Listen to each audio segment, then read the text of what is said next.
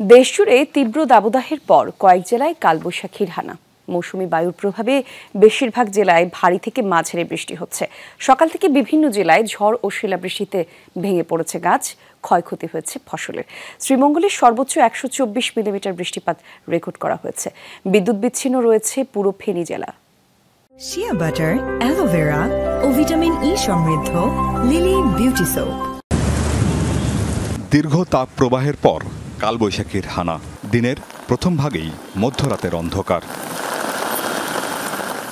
ঈশান কোণের কালো মেঘ শীতল বর্ষা হয়ে ঝরে পড়ে প্রবল গর্জনে। ফেনী, লক্ষ্মীপুর, নোয়াখালী সহ চট্টগ্রাম বিভাগে ভারী বর্ষণে কোথাও কোথাও দেখা দেয় জলাবদ্ধতা। শহরের গুরুত্বপূর্ণ পয়েন্ট স্থবির হয়ে পড়ে। ঢাকা চট্টগ্রাম মহাসড়কের মহিপালে কালবৈশাখীর তাণ্ডবে মহাসড়কের উপর উপড়ে যায় গাছ। এতে চট্টগ্রামমুখী লেনে যান চলাচল বন্ধ হয়ে যায়, দেখা দেয় দীর্ঘ যানজট। সকাল থেকেই সিলেট বিভাগে থেমে থেমে বৃষ্টি। এতে বিপাকে পড়েন অফিস আর স্কুলগামীরা। বৃষ্টিটা এমন সময় হয়েছে গিয়া বাচ্চারা স্কুল টাইম, তারপরে আমরা অফিস টাইম। কালে কলেজে গেছিলাম, তারপর এখানে একটা বই চেঞ্জ করার জন্য আসছিলাম। তারপর বৃষ্টি আসছে, এখানে একটা বলছে বৃষ্টি কমবে তারপর বাসায় যাবো। আধা পথে বৃষ্টি, এর জন্য প্রায় 15-20 মিনিটই অপেক্ষা করতে করতে এখন সফল হলাম।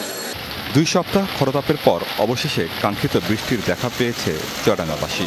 বৃষ্টি হয়েছে খুলনা বিভাগের অন্যান্য জেলায়, এতে স্বস্তি নেমেছে জনজীবনে। হবিগঞ্জ, সুনামগঞ্জ ও ব্রাহ্মণবাড়িয়ার নাসিরনগরের ঝড়ে ক্ষতিগ্রস্তদের সহায়তার জন্য কাজ শুরু করেছে উপজেলা প্রশাসন। ঝড় ও শিলাবৃষ্টিতে ফসলের ব্যাপক ক্ষয়ক্ষতি হয়েছে। মুন্সিগঞ্জে তরমুজ, বাঙ্গি ও কুমড়ার ক্ষতি সবচেয়ে বেশি। কোথাও কোথাও বিদ্যুৎ সংযোগ বিচ্ছিন্ন হয়ে আছে। আবহাওয়া অফিস আগামী 13 মে পর্যন্ত সারা দেশে কালবৈশাখীর পূর্বাভাস দিয়েছে। বিচ্ছিন্নভাবে এক জায়গায় হয়তো মৃদু ধরনের তাপপ্রবাহ থাকতে পারে, তা ছাড়া আপাতত বড় ধরনের তাপপ্রবাহের সম্ভাবনা দেশের উপর আপাতত নেই। 11 থেকে 12 তারিখ পর্যন্ত এর মধ্যে দেশে বিচ্ছিন্নভাবে বৃষ্টিপাত হতে থাকবে, কালবৈশাখী ঝড় হতে থাকবে এবং দমকা হাওয়া এবং সেই সাথে বজ্রপাত এবং শিলাবৃষ্টির সম্ভাবনা আছে। আমিন বাবু, যমুনা নিউজ।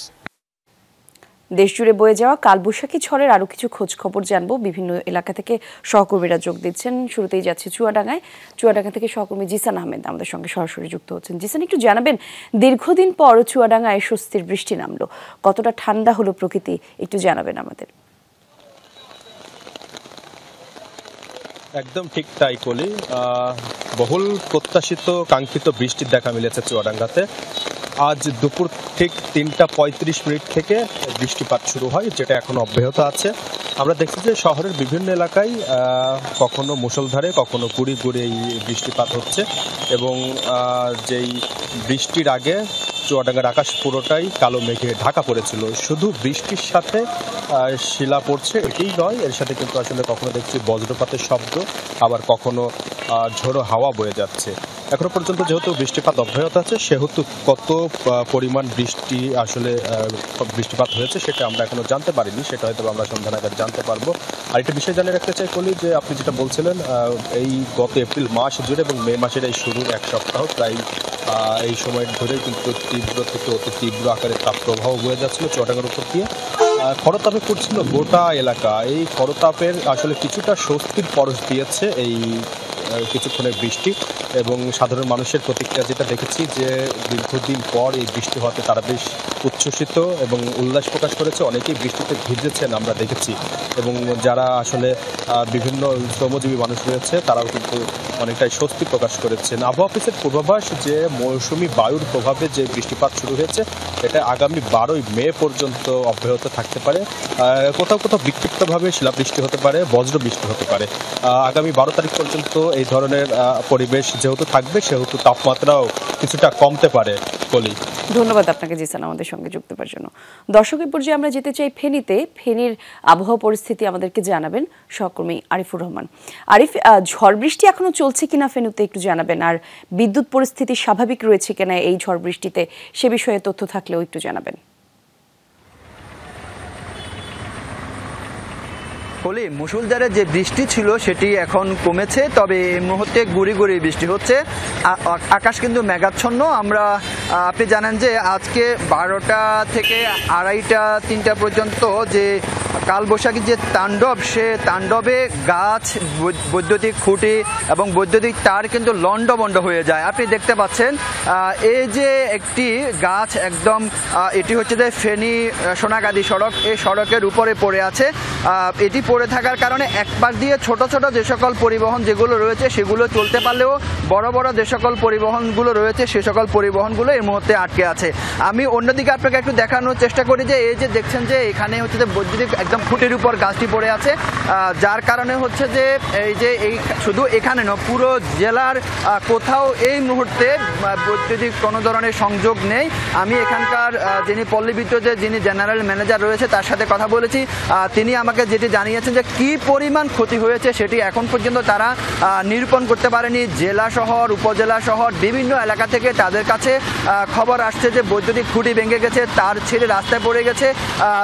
এই যে এটি সংযোগ কখন নাগাদ স্বাভাবিক করতে পারে তিনি আমাদেরকে সেটি কিন্তু নিশ্চিত করতে পারেনি। অন্যদিকে হচ্ছে যে আমরা এখানকার আবহাওয়া অফিসের সাথেও কথা বলেছি। আবহাওয়া অফিস যেটি জানিয়েছে আজকে যে দুপুর 12টা থেকে 2:30 পর্যন্ত যে বৃষ্টিপাত হয়েছে এটি হচ্ছে যে 105 মিলিমিটার বৃষ্টি হয়েছে। তবে এখন পর্যন্ত আমরা যেটি জেনেছি ঢাকা চট্টগ্রাম মহাসড়কে এখনও যান চলাচল স্বাভাবিক হয়নি। ঢাকা চট্টগ্রাম মহাসড়কের 20টি স্থানে একদম রাস্তার পাশে থাকা বড় বড় গাছগুলো উপড়ে পড়ে সেখানে যান চলাচল অনেকটা বিঘ্ন হয়েছিল। যদিও ঢাকা চট্টগ্রাম মহাসড়ক ডাবল লেন হওয়ার কারণে এক পাশে গাছটি বন্ধ হয়ে গেলেও অন্য পাশে কিন্তু স্বাভাবিক ছিল, যার কারণে খুব বেশি বিঘ্ন পোহাতে হয়নি। তারপরও ঘণ্টাখানেক একদম যানজট লেগেছিল। এই মুহূর্তেও ঢাকা চট্টগ্রাম মহাসড়কের বিভিন্ন স্থান থেকে গাছ সরানো হচ্ছে। এখানে গাছ সরানোর জন্য ফায়ার সার্ভিস এবং কি হাইওয়ে পুলিশ সহ তারা কাজ করছে। আমরা হাইওয়ে পুলিশের সাথে কথা বলেছি, তারা যেটি জানিয়েছেন যে 1 ঘন্টার আসলে তাদের এবং কি ফায়ার সার্ভিসে তাদের কাজের বিনিময়ে কিন্তু এখন গাড়ি চলছে, তবে সেটি এখন দীর্ঘদিতে চলছে। কলি, ধন্যবাদ আপনাকে আমাদের সঙ্গে যোগ দেওয়ার জন্য। দর্শক, এ পর্যায়ে আমরা যেতে চাই সিলেটের সহকর্মী নাবিল হোসেন আমাদের সঙ্গে যোগ দেবেন। নাবিল, সিলেটে তো সকাল থেকেই থেমে থেমে বৃষ্টি হচ্ছে, এখনকার পরিস্থিতি কেমন, শহরে কেমন পরিস্থিতি বিরাজ করছে একটু আমাদের জানাতেন যদি।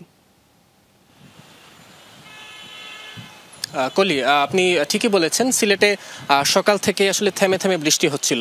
তবে কিছুক্ষণ আগে অর্থাৎ বিকেল 4:30টার পর সিলেটে শিলাবৃষ্টি হয়েছে।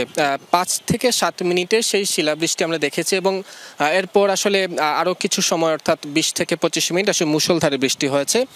এই কিছুক্ষণ হলো এই বৃষ্টিটা থেমেছে, কিন্তু এখনও আকাশের যে পরিস্থিতি, এখনও আকাশে পুরো আকাশ আসলে কালো মেঘে ঢেকে আছে, অর্থাৎ যে কোনো সময় আবারও বৃষ্টি নামবে তেমনটি আসলে আকাশ দেখে বোঝা যাচ্ছে।